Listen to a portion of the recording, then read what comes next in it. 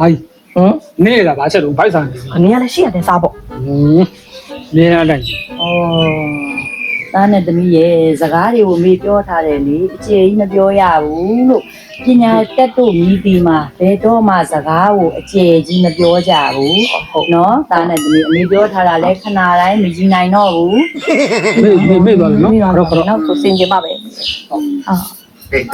အော်မိုင်းတဲ့တယ်ရော အော်အေးလာလေး ဟဲ့လေ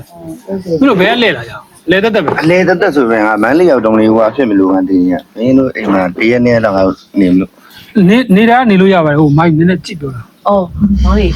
တရက်တရက်ကနေလို့ရတယ်ဒါမဲ့လေအမားတို့အမေကလေစကားပြောရင်တူတူလေးပြောမှကြိုက် ဟောဟုတ်ကဲ့ အကျေပြောရင်မကြိုက် ဟုတ်ကဲ့ဗျာ အဲ့ဒါလေးစင်ကျင်နိုင်ရင်စီးပြပါတယ်မောင် ဟုတ်ကဲ့ တမျိုးတော့မထင်နဲ့ကွာနော်ငါတို့ဟိုနေရာစီကန်းတော့လေအမေစီကန်းကြီးတော့လေငါတို့လဲတူတူလေးနှစ်ကိုကြားလေးနှစ်ကိုကြားလေးအဲ့လိုလေးပဲပြောအဲ့ဆိုမင်းတို့ဘယ်နေရနေနေစင်ပြေနော်စင်ပြေလား ဟုတ်လား ဟုတ်လား အော်ဒီပပဘုံပပဘုံကိုရေဖုံးလာနေတယ် အဲ့လိုလေး ကိုဖုံးလာနေတယ်လို့ ကြားလို့နော် ကိုရေဖုံးလာနေတယ်လို့ကြားနေတာဟိုမကြားလာတာဘာလဲ နေဟာတော့